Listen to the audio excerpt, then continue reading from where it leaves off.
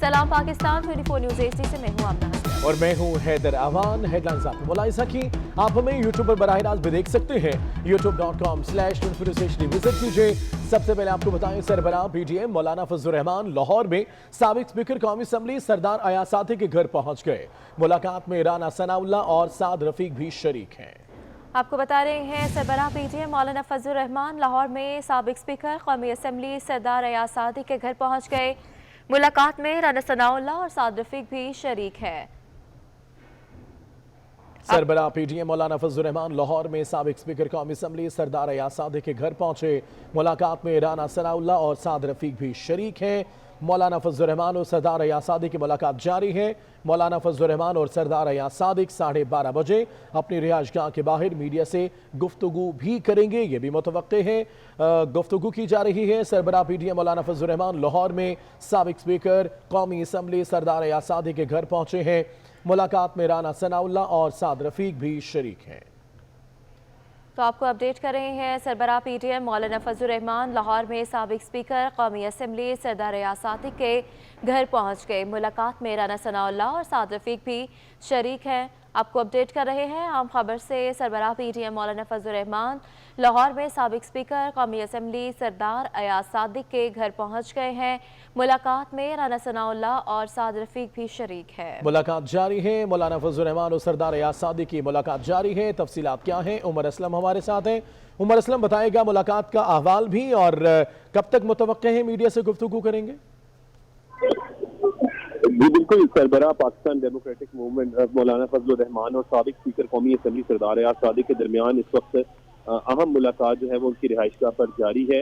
मौलाना फजलुर रहमान और सरदार अयाज सादी की मुलाकात के दौरान मौजूदा सियासी सूरत हाल पर भी गुफ्तगू हो रही है और जो PTM के जलसे हैं आइंदा होने जा रहे हैं और अपोजिशन की हुकूमत मुखालिफ तहरीक के हवाले से भी मशावरत जारी है। अब से कुछ देर के बाद सरबराह PTM मौलाना फजलुर रहमान और सरदार अयाज सादी जो हैं वो मीडिया टॉक भी करेंगे। ये मुलाकात सरदार अयाज सादी की रिहाइशगाह पर हो रही है। जी, तफसीलात के लिए बहुत शुक्रिया उमर।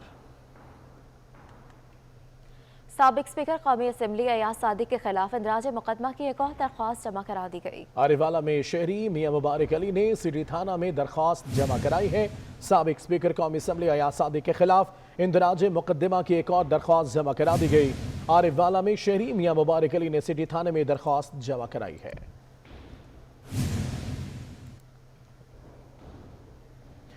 वज़ीर आला पंजाब सरदार उस्मान बुज़दार का अयाज सादिक के मुतनाज़िर बयान पर सख्त रद्द-ए-अमल सामने आ गया है। कहते हैं अयाज सादिक समेत बाज़ ऑपोजिशन रहनुमा मुल्क दुश्मन की हद पार कर चुके हैं। ऐसे बयानिए की पाकिस्तान में रत्ती भर भी गुंजाइश नहीं। मुल्क दुश्मन का एजेंडा पाकिस्तान में पहले चला, न आइंदा चलने दिया जाएगा।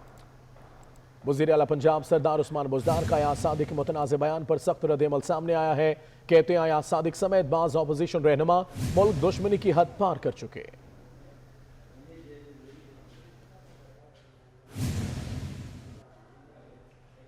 लीगी रहनुमा राना सनाउल्लाह मनशियात बरामदगी केस में लाहौर की अदालत में पेश। समाअत 21 नवंबर तक मुलतवी। अदालत ने कहा है कि आइंदा समाअत पर फर्द जुर्म पर बहस होगी। मीडिया से गुफ्तगू में राना सनाउल्लाह ने कहा है कि हुकूमत को अपोजिशन के बयानात भारतीय बयानी से मंसूब करने के अलावा कोई काम नहीं। कौमी असम्बली में स्पीकर ने अयाज सादिक के अल्फाज कार्रवाई से हस्फ क्यों नहीं कराए? अयाज सादिक जब बयान दे रहे थे तो क्या स्पीकर और हुकूमती अरकान सो रहे थे? हुकूमत जो है उसको मासवाए अपोजिशन के खिलाफ इंतकामी कार्रवाई करने और या अपोजिशन के किसी भी रहनुमा के बयान को तोड़ मरोड़ के इंडिया के साथ मंसूब करने या इस किस्म के इल्ज़ामात लगाने के अलावा कोई काम नहीं। अयाज सादिक साहब पे ऊपर जो इल्ज़ाम है, अगर उनकी बात जो है उससे गलत मानी निकाले जा सकते थे या उनका कोई अल्फाज जो है वो आगे पीछे था, तो वहाँ स्पीकर साहब सोए हुए थे। उस वक्त स्पीकर साहब जो है वो उनके बयान को एक्सपंज कर देते। बाकी पूरी जो है वो हुकूमती टीम वहाँ पे बैठी, किसी ने एतराज़ किया? गुजरावाला में PTM के जलसे में कोरोना SOPs की खिलाफवर्जी के मुकदमे में साबिक वफाकी वज़रा और सिटी सदर अदालत में पेश हुए। एडिशनल सेशन जज ने खरम दस्तगीर, महमूद बशीर वर्क, सलमान खालिद पोमी बच की अबूरी जमानत कन्फर्म कर दी है। मज़ीद तफसीलात जान लेते हैं जाहिद इकबाल राना से। जी जाहिद, अपडेट कीजिएगा। हाँ जी बिल्कुल, पीडीएम जलसे में सोना SOPs की खिलाफ वर्जी के मुकदमे में साबिक वफाकी वज़रा खुर्रम दस्तगीर और महमूद बशीर विरक समेत जो सिटी सदर है पोमी भट्ट वो अदालत में पेश हुए। एडिशनल सेशन जज ने खुर्रम दस्तगीर, महमूद बशीर विरक और खालिद पोमी भट्ट की बुरी जमानत को कन्फर्म कर दिया। फाजिल अदालत का साबिक वफाकी वज़रा और सिटी सदर को 1-1 लाख रुपए मुतलके जमा करवाने का हुक्म भी दिया गया है।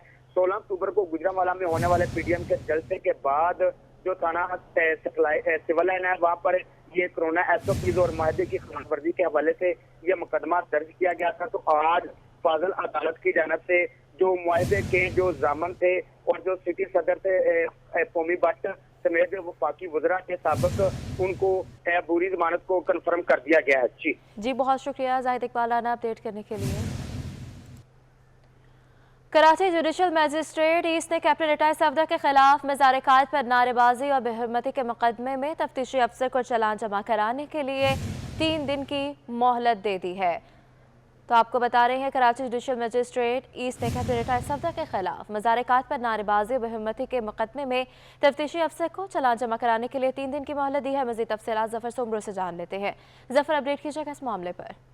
जी बिल्कुल, देखिए मज़ार कायद पर नारेबाजी और बेरुमती का मामला है जिसमें कैप्टन सफदर पर मुकदमा दर्ज हुआ था। आज उस केस की समाअत हुई। दौरान समाअत कैप्टन रिटायर सफदर की जानिब से वकील पेश हुआ, उसने दरख्वास्त जमा कराई और मोहलत मांगी कि आज कैप्टन सफदर जो है वो शहर से बाहर है, लिहाजा पेश नहीं हो सकती, मोहलत दी जाए। समाअत पर कैप्टन सफदर खुद अदालत में पेश होगा, जबकि तफ्तीशी अफसर भी कमरे अदालत में मौजूद था। उसने अदालत से ये उम्मीद किया कि हमें मजीद मोहलत दी जाए कि आज जो अबूरी चालान है केस का उसको जमा करने के लिए मोहलत दी जाए, जिसमें अदालत ने तफ्तीशी अफसर को मजीद 3 दिन की मोहलत दी और कहा कि 3 दिन के अंदर केस का जो अबूरी चालान है उसको अदालत में जमा करवाया जाए और आइंदा समाअत पर कैप्टन सफदर को भी पेश होने का अदालत ने हुक्म दे दिया है।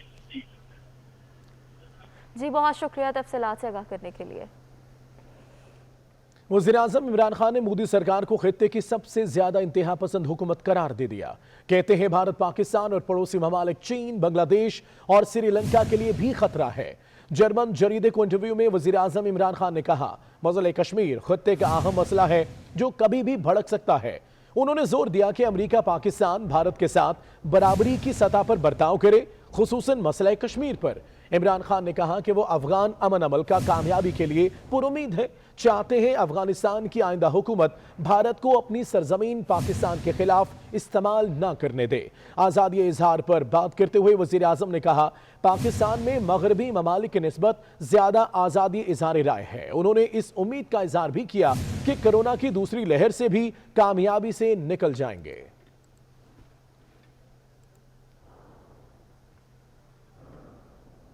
आगे बढ़ते हैं, आपको बताएं माली साल 2019-20 में स्टेट बैंक को तारीख का सबसे बड़ा मुनाफा हासिल हुआ है।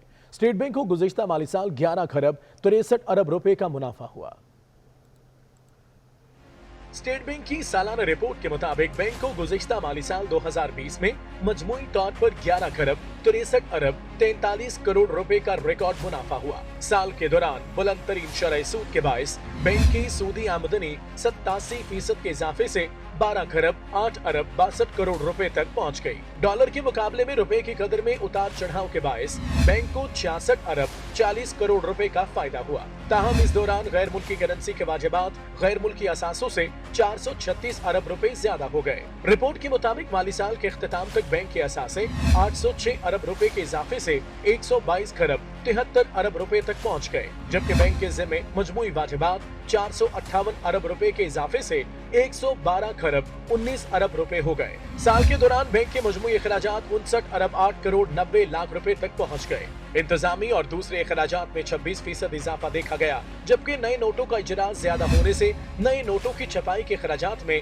17% इजाफा रिकॉर्ड किया गया। बैंक ने 73 करोड़ 80 लाख रुपए टैक्स दिया। कोरोना की बात करें तो कोरोना की दूसरी लहर के दौरान केसेस और अफवात में इजाफा होने लगा है। गुज़िश्ता एक रोज में 11 अफराद जान की बाजी हार गए। 807 नए केसेस भी रिपोर्ट हुए। एक्टिव केसेस 12,121 तक जा पहुंचे। कमांड एंड ऑपरेशन सेंटर के आदाद शुमार के मुताबिक गुज़िश्ता 24 घंटों में 21,688 टेस्ट किए गए, जिनमें से 807 नए केसेस रिपोर्ट हुए। मजमूई केसेस की तादाद 3,32,993 तक पहुँच गई। सिंध 1,45,475 के साथ सर फहरिस्त है। पंजाब 1,04,16, खैबर पख्तनख्वा 39,458, इस्लामाबाद 19,818 और बलूचिस्तान में 15,896 अफराद मुतासर हो चुके हैं। गुज़िश्ता एक रोज में 11 अमवात रिपोर्ट हुई, जिसके बाद मजमूई तादाद 6,806 हो गई। मुल्क भर के अस्पतालों में इस वक्त 838 मरीज ज़ेर इलाज हैं, जबकि 100 वेंटिलेटर पर मौजूद हैं। मुल्क भर में 12,121 एक्टिव केसेस हो चुके हैं। खैबर पख्तूनख्वा में एक और डॉक्टर कोरोना का शिकार होकर जाँ बहक हो गया। डॉक्टर सुल्तान ज़ेब के सीडी में एसोसिएट डीन थे। वो हयाताबाद मेडिकल कॉम्प्लेक्स में कई रोज से ज़ेर इलाज थे। मज़ीद तफसीलात अज़मत अली शाह से जान लेते हैं। अज़मत, अपडेट कीजिएगा। जी बिल्कुल, खैबर पख्तूनख्वा में एक और डॉक्टर जो है वो कोरोना का शिकार हो गया है। डॉक्टर सुल्तान ज़ेब की नमाज़ जनाजा आज अस्पताल बुनीर में अदा की गई और डॉक्टर जो था वो कई दिनों से अलील था, जो कि हैदराबाद मेडिकल कॉम्प्लेक्स में एडमिट था, जिससे आज उन्होंने जान की बाजी जो है वो कोरोना की वजह से हार दी है और उनकी नमाज जनाजा आज अदा कर दी गई। जी असबत, बहुत शुक्रिया तफसीलात से आगाह करने के लिए। IG railway police Arif Nawaz corona virus में मुब्तला हो गए। IG railway police corona report मुस्बत आने पर क्वारंटीना में चले गए। मज़ीद तफसीलात सईद अहमद सईद से जान लेते हैं। सईद, अपडेट कीजिएगा।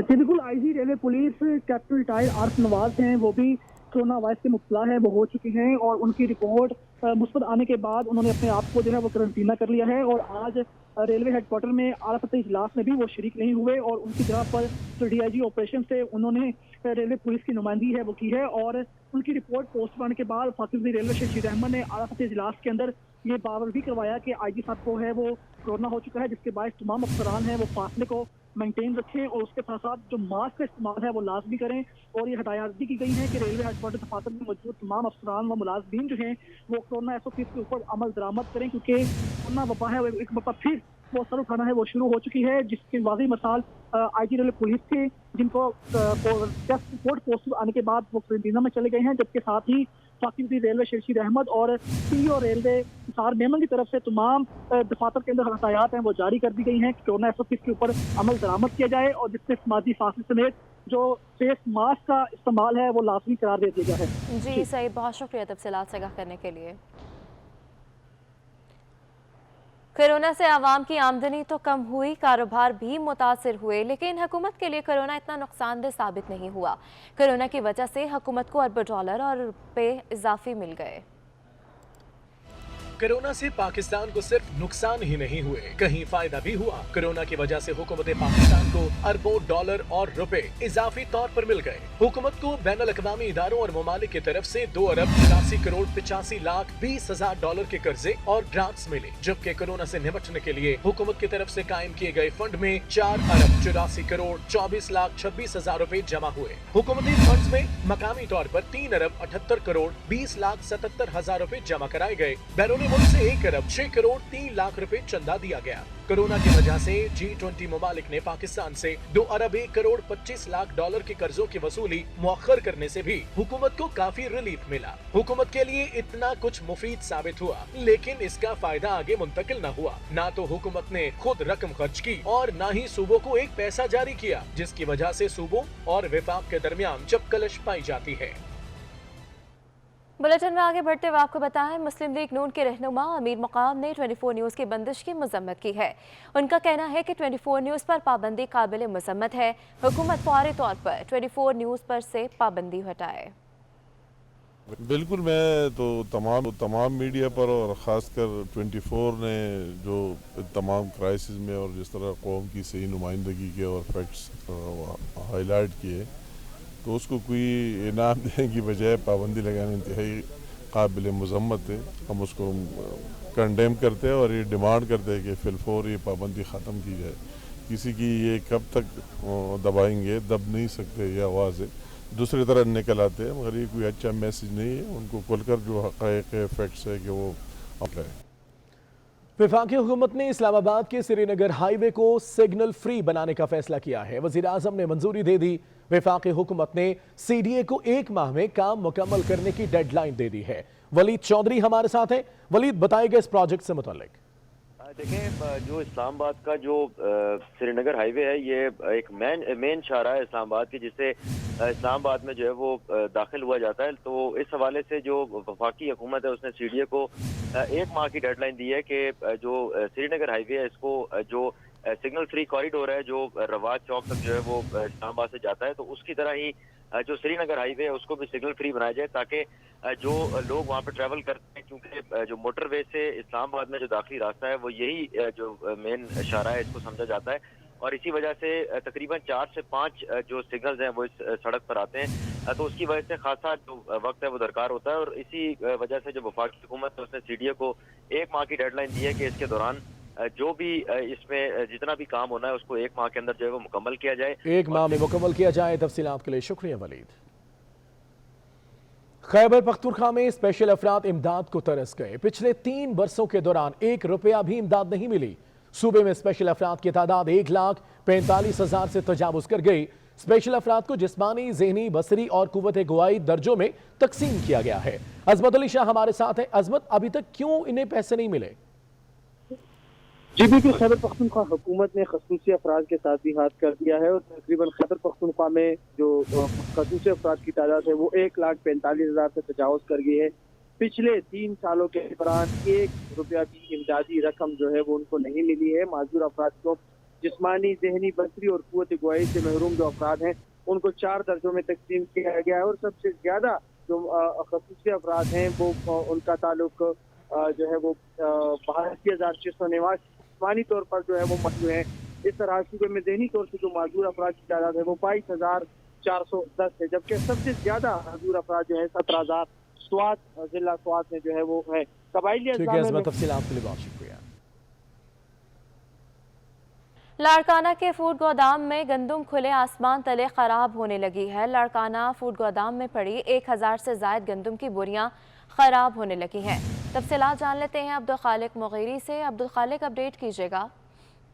जी बिल्कुल, जिला लाड़काना का तहसील ढोकरी में कायम ये महकमे खुराक का फूड सेंटर है, जहाँ पर हालिया बारिशों के दौरान महकमे खुराक की नाअहली की वजह से जो बड़ी गंदम है वो खराब हो गई है। तकरीबन 1000 से ज्यादा जो गंदम की बोरियां हैं भरी वो खराब हो गई, जिसके बाद महकमे खुराक को लाखों रुपए का नुकसान हुआ है। जबकि व्यापारी भी इस गंदम को खरीदने के लिए तैयार नहीं है, क्योंकि उनको रकम जो है उनसे ली जा रही है वो फ्रेश जो गंदम नए गंदम है उनके रेट के मुताबिक, जिस वजह से इसकी हजारों की तादाद में जो बोरियां हैं वो खराब हो गई हैं। इसी मामले पर महकमे खुराक के अफसरान को भी जो है आगाही दी गई, लेकिन अभी तक किसी किस्म का कोई भी नोटिस नहीं लिया गया है। जी बहुत शुक्रिया अब्दुल खालिक मुगीरी अपडेट करने के लिए।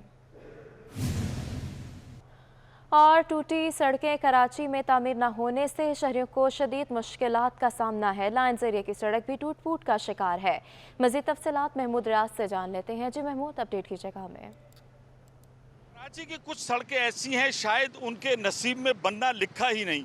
इस वक्त हम एक लाइन ज़रिया की एक ऐसी सड़क पे खड़े हैं जो तवील अरसे से बारिशों में टूट फूट का शिकार हुई। इस वक्त भी देखें कि यहाँ ट्रैफिक ब्लॉक है, गड्ढे हैं, बसें भी इस रूट से जाती हैं। ये शार फैसल से मुत्तसिल सड़क है जहाँ पर आवाम को कितनी मुश्किलात का सामना करना पड़ता है। ये इंतहाई अहम जो है वो लिंक रोड है कि अगर आपको मरकज़ी शाहरा पर आना है तो यहाँ से आपको आना पड़ता है, लेकिन ये तवील अरसे से टूट फूट का शिकार है। और कितनी मुश्किलात होती हैं इस सड़क की टूटने की वजह से। यहाँ से क्या कारोबार में लोगों के मसाइल हैं? कारोबार में तो बहुत मिसाइल होते हैं कि गंदगी की वजह से कस्टमर नहीं आ पाते, क्योंकि ये कहते हैं कि खाने पीने की चीज़ें आप गंदगी में लगा के खड़े हुए, तो मजबूरन ये कि फिर आगे जाना पड़ता है हम लोगों को। ये सड़क मेरा ख्याल हम जब से देख रहे हैं, ये बारिश भी हुई, कीचड़ भी हो गया, वो सूख गया, लेकिन टूट फूट का शिकार है, बनी नहीं है। तकरीबन 2.5-3 साल से ये सड़क ऐसे ही है, जिसकी वजह से ट्रैफिक की रवानी भी ख़राब है। अब जो मुतलका जो काम है या इंतजामिया है उस पर कोई इसकी तवज्जो नहीं है। यहाँ पे रहते हैं कितनी मुश्किल होती है, चूँकि इस पर ट्रैफिक बहुत ज़्यादा होती है। ये पिछले 3-4 सालों से यही हाल है। हम लोगों ने अपनी मदद आपके तहत तो इधर की गटर लाइन खुलवाई है।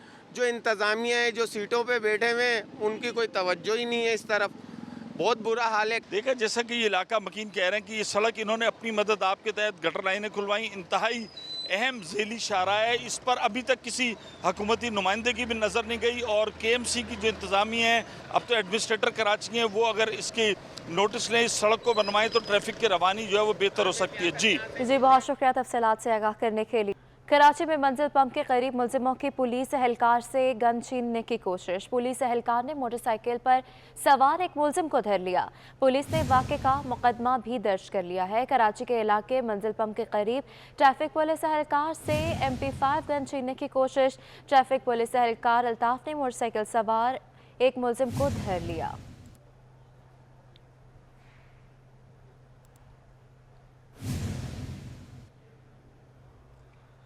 फैसलाबाद का रुख करें, जहां FIA साइबर क्राइम सेल की कार्रवाई खातून की गैर अखलाकी तस्वीर सोशल मीडिया पर अपलोड करने वाला मुलजिम गुलाम मोहम्मद अब्बास से गिरफ्तार कर लिया गया है। मुलजिम इमरान शाह के खिलाफ मुकदमा भी दर्ज किया गया है। मज़ीद तफसीलात फरजाना सद्दीक से जान लेते हैं। फरजाना, अपडेट कीजिएगा इस मामले पर हमें।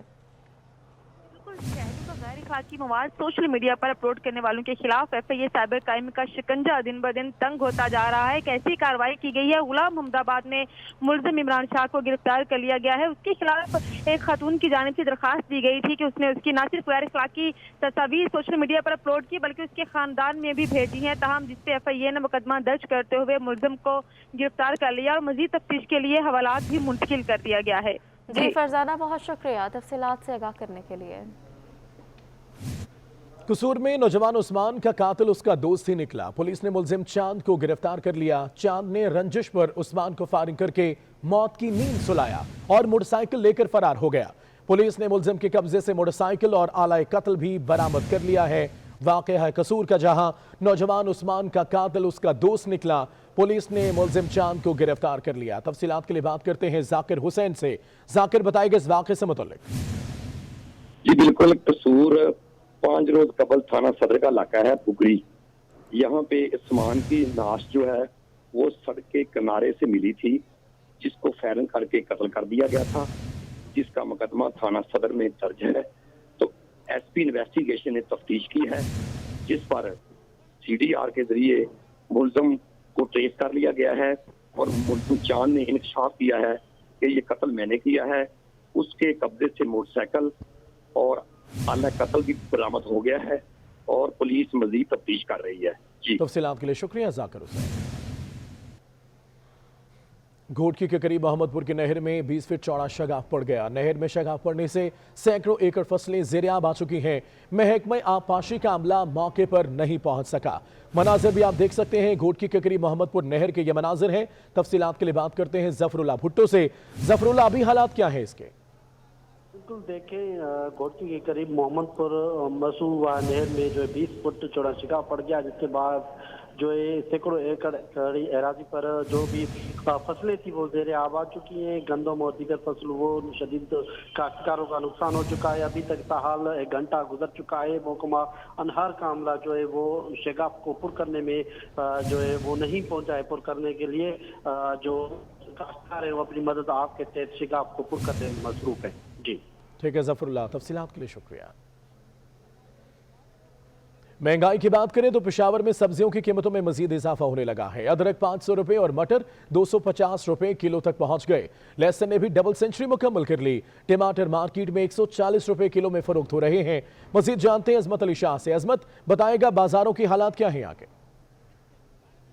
पेशावर में सब्जियों की जो कीमतें हैं वो मज़ीद महंगी हो गई हैं और अब टमाटर जो है वो तकरीबन 160 से 180 रुपये फ़ी किलो जो है वो फ़रोख्त हो रहा है, जो कुछ दिन कबल 100 रुपये में फ़रोख्त हो रहा है। यानी कि आलमोस्ट उसकी कीमत जो है वो डबल हो गई है।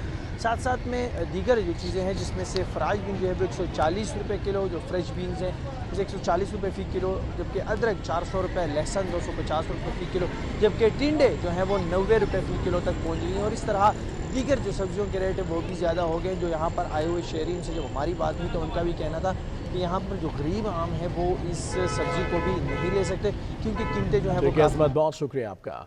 इस्लामाबाद के भी कुछ ऐसे ही हालात हैं। टमाटर की कीमत 200 रुपये फ़ी किलो तक जा पहुंची है। वकास अजीम हमें अपडेट करेंगे। वकास, यहाँ महंगाई की सूरत हाल क्या है? जी, मुल्क भर में महंगाई की एक नई लहर आ चुकी है और ख़ासतौर पर जो खाने पीने की अशिया की कीमतें हैं उसमें इजाफा देखा जा रहा है। आज वफाकी दौरान हुकूमत इस्लामाबाद में टमाटर के रेट तकरीबन 180 रुपये से लेकर 200 रुपये फ़ी किलो तक पहुँच चुके हैं, जबकि जो आलू की कीमत है वो 80 रुपये और प्याज की कीमत भी 80 रुपये फ़ी किलो तक पहुँच चुकी है। इसी तरह जो भिंडी की कीमत है वो भी 80 रुपये फ़ी किलो में इस वक्त फ़रोख्त की जा रही है और जो दीगर सब्जियाँ हैं उनकी कीमतों में भी तकरीबन इजाफा ही दिखाई दे रहा है। आम आदमी जो है वो इस वक्त परेशान दिखाई दे रहा है, ख़ासतौर पर जो खाने पीने की अशिया हैं जिसमें आटा और चीनी की कीमत है उसमें मुसलसल इजाफा हो रहा है और वफाकी दौर-ए-हुकूमत में चीनी की कीमत इस वक्त 110 रुपये फ़ी किलो तक पहुंच चुकी है, जबकि आटे की कीमत भी 70 रुपये से लेकर 80 रुपये फ़ी किलो तक फ़रोख्त हो रही है। आम आदमी का ये कहना है कि हुकूमत को चाहिए कि वो खाने पीने की अशिया की कीमतों को कंट्रोल करे और जो इंतज़ामिया है वो हरकत में आए ताकि किसी भी जगह पर अगर नाजायज़ मुनाफाखोरी हो रही है तो उसको भी रोका जा सके। जी, बहुत शुक्रिया तफसीलात से आगाह करने के लिए। और अब आपको बताएं, ओगरा ने पेट्रोलियम मसनूआत की कीमतों में कमी की समरी हुकूमत को भिजवा दी है। समरी में पेट्रोल 1 रुपये 50 पैसे फ़ी लीटर सस्ता करने की सिफारिश की गई है। हाई स्पीड डीजल की कीमत में 2 रुपये फ़ी लीटर तक कमी करने की तजवीज़ दी गई है। वज़ारत ख़जाना पेट्रोलियम मसनूआत की कीमतों से मुतल्लिक ऐलान आज करेगी। मज़ीद तफसीलात अवैस कयानी से जान लेते हैं। अवैस, तफसीलात से आगाह कीजिएगा हमें। जो नवंबर के लिए पेट्रोलियम मसनूआत की कीमतों में जो है 2 रुपये फ़ी लीटर तक कमी का इम्कान है और ओगरा ने समरी जो है वो भिजवा दी है, जिसमें पेट्रोल के हवाले से 1.5 रुपये फ़ी लीटर सस्ता करने की सिफारिश की गई है। इसी तरह जो हाई स्पीड डीजल की कीमत में जो है वो 2 रुपये फ़ी लीटर तक कमी की तजवीज़ है और जो पेट्रोलियम लेवी की जो शरह है वो बढ़ाकर कीमतें बरकरार रखी भी जा सकती हैं, ओगरा हुकाम का ये कहना है। और वज़ीर आज़म की मंजूरी के बाद नई कीमतों का ऐलान जो है वो आज का होगा और आज रात से जो है इसका नई कीमतों का इतलाक जो है वो 15 नवंबर तक के लिए जो है रद्द-ओ-बदल का फैसला आज होगा, जिसका इतलाक आज रात 12 बजे से हो जाएगा। जी, बहुत शुक्रिया अवैस कयानी अपडेट करने के लिए। पाकिस्तान समेत दुनिया में शहरों का दिन आज मनाया जा रहा है। कराची में बढ़ती आबादी बढ़ते मसाइल की बड़ी वजह बन गई है। क़याम पाकिस्तान के वक्त कराची की आबादी 4,35,000 थी, रिपोर्ट कर रही हैं मानिया शकील। है जिसका मकसद शहरी इलाकों को दरपेश मसाइल के हल, तरक्की, आलमी ताउन के फरोग और मौके को उजागर करना है। 2.5 करोड़ आबादी वाला शहर कराची पाकिस्तान का माशी हब और रोशनियों का शहर है, जो माजी से ही माशी एतबार से सबकी तवज्जो का मरकज रहा। लेकिन कराची में बढ़ती हुई आबादी बढ़ते हुए मसाइल में अहम किरदार अदा कर रही है। तारीखदान डॉक्टर मुइज का कहना है कि कराची सिर्फ पाकिस्तान का ही नहीं बल्कि दुनिया भर में आबादी के लिहाज से बहुत तेजी से फैलने वाले शहरों में से एक है। जितने भी दुनिया के बड़े शहर हैं जिनके नाम आप ले लेते हैं, टोक्यो है, कलकत्ता है, बॉम्बे है, लंदन है, न्यूयॉर्क है, ये सब कराची से बहुत पुरानी आबादी है। मैं इस वजह से कह रहा हूँ कि कराची छोटा सा गांव जरूर था लेकिन शहर के तौर पे आबाद कभी भी नहीं हुआ था। शहर के तौर पे आबाद होना शुरू हुआ ये अंग्रेजों के आने के बाद। डॉक्टर मुइज के मुताबिक कराची में वसाइल को बढ़ाने के लिए पाकिस्तान के दीगर मकामात पर बंदरगाह कायम करके लोगों को माशी मौके फराहम किए जा सकते हैं। कैमरामैन आसिफ शफी के हमरा मानिया शकील, 24 न्यूज, कराची। रुख करते हैं लाहौर का, जहां एयर क्वालिटी इंडेक्स 200 से तजावुज़ कर गया है। दिन में एयर क्वालिटी इंडेक्स 350 तक जाने का इम्कान है। मज़ीद तफसीलात सादिया खान से जान लेते हैं। सादिया, अपडेट कीजिएगा हमें। जी हाँ, मौसम बदलना शुरू हो चुका है, सर्दी आना शुरू हो चुकी है। ख़ासकर रात के औकात में दर्जा हरारत में कमी जो है होती है, जिसकी वजह से खुनकी का एहसास बढ़ता है। ये खुश्क सर्दी है जो अपने साथ बहुत सी बीमारियां भी लेकर आएगी और महकमा मौसमियात की जानिब से कहा जा रहा है कि 2 माह का ड्राई पीरियड गुजरा है, बारिशें नहीं हुई हैं, जिसके मौसम पर काफ़ी ज़्यादा बुरे असरात पड़ेंगे और शहरियों को भी इसका काफ़ी ज़्यादा बुरे असरात जो है वो बर्दाश्त करना पड़ेंगे। सबसे पहले जो हमने ये देखा है कि मौसम बदलने के साथ जहाँ पर टेम्परेचर में कमी आती है वहीं पर स्मोक के मसाइल का भी सामना हमें रहता है, जिसकी वजह से काफ़ी ज़्यादा नाक, कान और गले की बीमारियाँ भी फैल रही हैं और शहरी बीमार पड़ रहे हैं। तो आने वाले हफ्ते में लाहौर का मौसम कैसा रहेगा, इसके हवाले से महकमा मौसमियात की जानिब से कहा यह जा रहा है कि फ़िलवक्त लाहौर का मौसम खुश्क है। टेम्परेचर जो है दिन के औकात में 28 से 30 रहने का इम्कान है और रात के औकात में दर्जा हरारत में कमी होगी और लाहौर में ख़ासकर रात का दर्जा हरारत तकरीबन 18 से 20 रहेगा। तो आज भी लाहौर में सूरज है, हल्की हवाएं भी चल रही हैं और महकमा मौसमियात की जानिब से कहा यह जा रहा है कि शुमाल मगरिबी हवाएं कुछ रोज़ में लाहौर का रुख करेंगी, जो लाहौर में बारिश का बायस बन सकती हैं। लाहौर में बारिश हो जाती है तो सर्दी में इजाफा होगा, उसके साथ साथ स्मोक से मुतल्लिका जितने भी इशूज़ होंगे उनमें भी कमी देखने में आएगी। लेकिन फिर वक्त लाहौर का मौसम खुश्क है और दर्जा हरारत में कमी है और खुनकी का एहसास भी बढ़ने लगा। शुक्रिया तफसीलात के लिए। लाहौर में माहौलियाती आलूदगी पर काबू पाने के लिए तजावीज़ तैयार कर दी गई हैं। सरकारी अफसरान के दफ्तर जाने के लिए वैन्स मुख्तस करने की तजवीज़ दे दी गई है। यूनिवर्सिटीज़, कॉलेजेस और स्कूल जाने वाले बच्चों के लिए भी वैन या बस की तजवीज़ पेश की गई है। कज़ाफी भट्ट से तफसीलात जानते हैं। कज़ाफी, बताइएगा इस माहौल से बचने के लिए किस तरह के इक़दाम किए जा रहे हैं? स्मोक की एक बड़ी वजह शहर के अंदर आलूदगी भी है और ये आलूदगी जो है गाड़ियों के धुएं की वजह से भी पैदा हो रही है। और जो वज़ीर आला को एक रिपोर्ट भिजवाई गई जिसके अंदर ये बताया गया है कि 43% धुआं जो है वो गाड़ियां छोड़ती, जिसकी वजह से फ़ज़ा आलूदा होती है और स्मोक पैदा हो रही है। इसलिए उनको ये तजावीज़ भिजवाई गई हैं कि जितने भी सरकारी अफसरान हैं, मुलाजमीन हैं, वो अपनी गाड़ियों पर दफ्तर आने की बजाय उनके लिए एक बस या वैन मखसूस कर दी जाए जो इन लोगों को घरों से पिक एंड ड्रॉप का काम करें। इस तरह कम से कम गाड़ियां जो हैं वो सड़कों पर आएंगी, फ़िज़ा भी आलूदा नहीं होगी, हुकूमत की बचत भी होगी, पेट्रोल की भी, और अफसरान और मुलाजमीन भी टाइम पर आएंगे और स्मोक के तदारुक के अंदर भी मदद मिलेगी। अब इम्प्लीमेंट करवाना हुकूमत का काम है। वज़ीर आला पंजाब ने इन तजावीज़ की मंजूरी देनी है। कब होंगी इन तजावीज़ की मंजूरी, इसके बारे में तो नहीं कहा जा सकता, लेकिन ये तजावीज़ मुरतब कर ली गई हैं कि सरकारी इदारों, प्राइवेट इदारों, स्कूल, कॉलेजेस, इनको मखसूस कर दिया जाए कि ये अपने तौर पर बसें और वैगनें चलाएं और लोगों को ऑफिस से घरों से ऑफिस और ऑफिस से घर तक ले जाया जाए ताकि कम से कम गाड़ियां सड़कों पर आए और फ़ज़ा कम से कम। बहुत शुक्रिया तफसीलात के लिए। स्मोक से आगाही और इस पर काबू पाने के लिए वासा अफसरान ने मुनफरद अंदाज अपना लिया। वासा अफसरान MD जाहिद अजीज की सरबराही में साइकिल पर रैली की सूरत में दफ्तर पहुंचे। वासा अफसरान ने हफ्ते में एक दिन साइकिल पर दफ्तर जाने का फैसला कर लिया। साइकिलिंग चूंकि सेहत के लिए अच्छी है, ये इकदाम उठाए जा रहे हैं। स्मोक से आगाही पर भी काबू पाने के लिए वासा अफसरान ने मुनफरद अंदाज अपना लिया।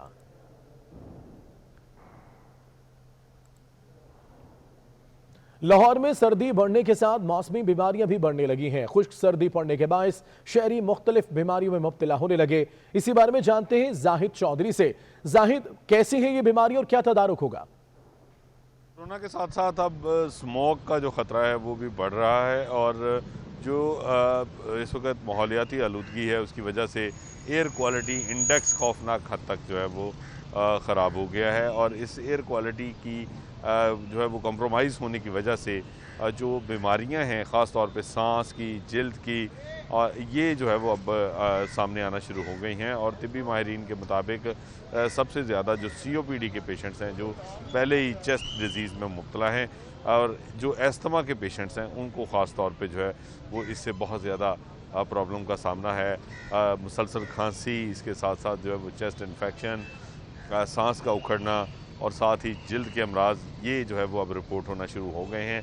तिब्बी माहिरीन का कहना है कि जो शहरी पहले से अस्थमा या सांस की बीमारियों में, चेस्ट की बीमारियों में जो है वो मुब्तला हैं, वो पहले से एहतियात करें। कोरोना में आपको रश की जगह पे जो है वो मास्क का लाजमी इस्तेमाल करना है, लेकिन स्मोक में आपको ओपन एयर में 100% इसका इस्तेमाल मास्क का लाजमी तौर पे करना है ताकि आप महफूज रह सकें। जी बहुत शुक्रिया तफसीलात से आगाह करने के लिए। फ़ज़ाई आलूदगी ने मुल्तान को भी लपेट में ले लिया है। स्मोक के बादल छाने से मोटरवे पर हद देने का 800 मीटर से कम रह गई है। मज़ीद तफसीलात गोहर रहमान से जान लेते हैं। जी गोहर, अपडेट कीजिएगा हमें। बिल्कुल वही हुआ जिसका डर था। पंजाब हुकूमत की जानिब से स्मोक को आफत करार दिया गया था और इस हवाले से इकदामात का भी आगाज़ कर दिया गया था, लेकिन इन इकदामात पर अमल दरामद से पहले ही मुल्तान मुकम्मल तौर पर स्मोक की जद में आ चुका है। 3 रोज़ के दौरान जो है मुल्तान में स्मोक की जो मिकदार है उसमें इजाफा हुआ है और दिन के वक्त भी जो सूरज की रोशनी है वो मध्यम दिखाई देती है। ख़ुसूसन तौर पर अगर बात की जाए तो मोटरवे पर भी जो है सूरत हाल शहर के मुकाबले में ज़्यादा गंभीर दिखाई देती है, क्योंकि मोटरवे के अतराफ़ की अगर बात की जाए तो मुल्तान से रहीम यार खान का जो सेक्शन है इसके दौरान 30 से 35 भट्टे मौजूद हैं जो इस वक्त अभी मुकम्मल तौर पर फंक्शनल है। अगर महकमा माहौलियात के इक़दामात की बात की जाए और पंजाब हुकूमत की जानिब से ऐलान जो किया गया था कि 7 नवंबर से तमाम जो भट्टा जात है पंजाब भर में, ख़ासतौर तौर पर जो ज़िला मुल्तान, डिवीज़न मुल्तान में बंद कर दिए जाएंगे, लेकिन अभी तक वो भट्टे तो बंद नहीं हुए हैं। 7 नवंबर में अभी वक्त बाकी है, लेकिन जो स्मोक है वो मुकम्मल तौर पर छा चुकी है जिसके बायस जो है शहरियों की मुश्किलात भी बढ़ चुकी है। स्मोक के साथ साथ जो अगर हद्दे निगाह की बात की जाए मोटरवे पर, तो वो हद्दे निगाह 800 मीटर से भी इस वक्त कम रह चुकी है। शहरियों का यही मुतालबा है, महकमा माहौलियात पंजाब हुकूमत अपनी जो डेडलाइन जो दी गई है स्मोक के तदारुक के हवाले से कि भट्टा जात को 7 नवंबर से बंद किया जाएगा। अभी उसमें 1 हफ्ता बाकी है, लेकिन स्मोक मुकम्मल तौर पर छा चुकी है, तो उस डेडलाइन को वापस लिया जाए और फौरी तौर पर तमाम जो भट्टा जात हैं उन्हें बंद किया जाए। जी बहुत शुक्रिया। जनूबी पंजाब के शहर बहावलपुर में भी फ़ज़ाई आलूदगी बढ़ने लगी है। फ़ज़ाई आलूदगी जांचने के लिए जनूबी पंजाब में मीटर मौजूद नहीं। लाहौर से जाने वाली मोबाइल लेबॉर्ट्री में भी ख़राब पड़ी है। मज़ीद तफ़सीलात तैयब सैफ से जान लेते हैं। जी तैयब, बताइएगा। बात करते हैं जनूबी पंजाब भर की, तो जनूबी पंजाब इस वक्त इसकी फ़िज़ा ज़हर आलूद हो चुकी है। किसी किस्म का कंट्रोल नज़र नहीं आता स्मोक के हवाले से महकमा माहौलियात का। अगर हम बात करते हैं जनूबी पंजाब में, तो रहीम यार खान जो ज़िला है सबसे ज़्यादा आलूदा करार पाया है और इस वक्त उसकी जो रैंकिंग है 161 दर्जा पर पहुंच चुकी है। और अगर हम बात करते हैं भावलपुर, तो भावलपुर की जो रैंकिंग है 160 दर्जे पर पहुंच चुकी है। मुल्तान और डीजी खान इस वक्त 151 दर्जे पर पहुंच चुके हैं। तमाम शहरियों का यही सूरत हाल है। भावलपुर में कोई खांस रहा है, किसी को ज़ुकाम हो रहा है, फ़िज़ा इंतहाई आलूदा हो चुकी है और यहाँ पर कोई सिस्टम नहीं है तमाम चीज़ों को कंट्रोल करने का और ना ही मॉनिटर करने का। जापान की तरफ से एक गाड़ी गिफ्ट की गई थी पंजाब को कि पंजाब की फ़िज़ा को मॉनिटर करने के लिए वो मुख्तलिफ़ इलाकों का विज़िट करेगी, लेकिन वो लैब भी ख़राब हो चुकी है और बहावलपुर के अंदर किसी किस्म का कोई यहाँ पर मीटर नहीं लगाया गया जिससे बहावलपुरियों को पता चल सके कि आखिर यहाँ की फ़िज़ा कैसी है। इससे तमाम बहावलपुरी इस सूरत हाल से सफ़र कर रहे हैं। तबीयत उनकी ख़राब से ख़राब होती चली जा रही है, लेकिन इंसानिया की जानिब से किसी किस्म का अभी तक कोई इक़दाम यहाँ पर नहीं उठाए जा सके। ना कोई गाड़ियाँ बंद की गई हैं और ना ही कोई भट्टे बंद किए गए हैं, जबकि शहरियों को इंतहाई मुश्किलात का सामना करना पड़ रहा है। जबकि कागजात में बताया जा रहा है कि बहावलपुर समेत तमाम पंजाब को आफत ज़दा करार दे दिया गया है स्मोक के हवाले से, लेकिन इसके जो इक़दामात हैं। बहुत शुक्रिया तफसीलात से आगाह करने के लिए। मुसाफिर ट्रेनों की आमदरफ्त भी मुअत्तल हुई है। मज़ीद तफसीलात इमदाद बज़दार से जान लेते हैं। इमदाद, अपडेट कीजिएगा हमें। जी बिल्कुल, ये यूसुफ वाला से कराची जाने वाली जो माल बरदार ट्रेन है उसकी जो बोगी है वो ट्रैक से उतर गई है, जिसकी वजह से ट्रैक ब्लॉक होने की वजह से मुसाफिर ट्रेनें जो है उन्हें मुख्तलिफ मकामात पर रोक दी गया है। उनकी आमद रफ्त जो है वो मुतासर है। इस हवाले से महकमा रेलवे के अफसरान से मेरी बात हुई है। उन्होंने कहा है कि रिलीफ का काम शुरू कर दिया गया है, चंद घंटों में इसको मुकम्मल तौर पर बहाल कर दिया जाएगा। इससे कबल भी रोड़ी और घोटी के दरमियान इस नौयत का वाक़या पेश आया था और महकमा रेलवे के अफसरान ने आला हुकाम को ये रिपोर्ट जारी की है कि नवाब शाह से लेकर रहीम यार खान के दरमियान रेलवे ट्रैक जो है वो इस काबिल नहीं है कि यहाँ पर तेज रफ्तार ट्रेनें चलाई जा सकी, लेकिन उसके बावजूद उस पर अमल दरामद नहीं हुआ है, जिसकी वजह से इस नौयत के वाक़यात पेश आ रहे हैं। जी इमदाद, बहुत शुक्रिया। पाकिस्तान कोस्ट गार्ड ने माहीगीरों की कश्ती को डूबने से बचा लिया। हुकाम के मुताबिक इंजन फेल हो जाने की वजह से 9 मुसाफिरों और कश्ती के डूबने का खतरा लाहिक था। तमाम माहीगीरों को किमाड़ी साहिल मुंतकिल कर दिया गया। पाकिस्तान कोस्ट गार्ड ने माहीगीरों की कश्ती को डूबने से बचा लिया। हुकाम के मुताबिक इंजन फेल हो जाने की वजह से 9 मुसाफिरों और कश्ती के डूबने का खतरा लाहिक था।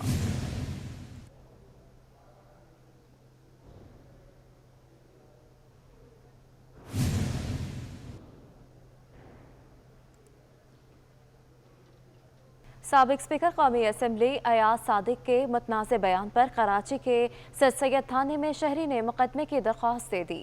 दरख्वास्त गुजार के मुताबिक 28 अक्टूबर को अयाज सादिक ने तकरीर के दौरान पाक फौज, वज़ीर आज़म, वज़ीर खारजा के नाम से मंसूब जो बयान दिया वो झूठ पर मबनी है। दरख्वास्त दायर कर दी गई। साबिक स्पीकर कौमी असम्बली अयाज सादिक के खिलाफ दानियाल सैयद से बात करते हैं। दानियाल, बताएगा दरख्वास्त दायर कर दी गई है अयाज सादिक के खिलाफ एक और।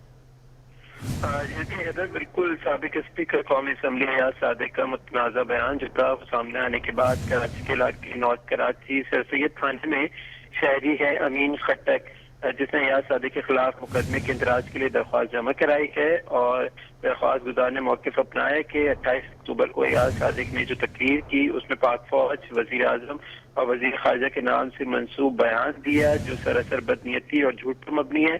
दरख्वास्त गुजार शख्स के मुताबिक याद सादिक ने ये बयान नवाज शरीफ, मरीम नवाज और इंडियन एजेंसी रॉ की ईमा पर दिया है और ये अमीन जो दरख्वास्त गुजार हैं इन्होंने मुकदमे के इंदराज के लिए दरख्वास्त जमा कराई है, लेकिन जो पुलिस हुकाम है उनका कहना है कि दरख्वास्त के बाद मुकदमा दर्ज करने के लिए जो पुलिस के आला हुकाम है उनसे मुशावरत की जा रही है। मुशावरत की जाएगी। दानियाल सैयद, बहुत शुक्रिया आपका।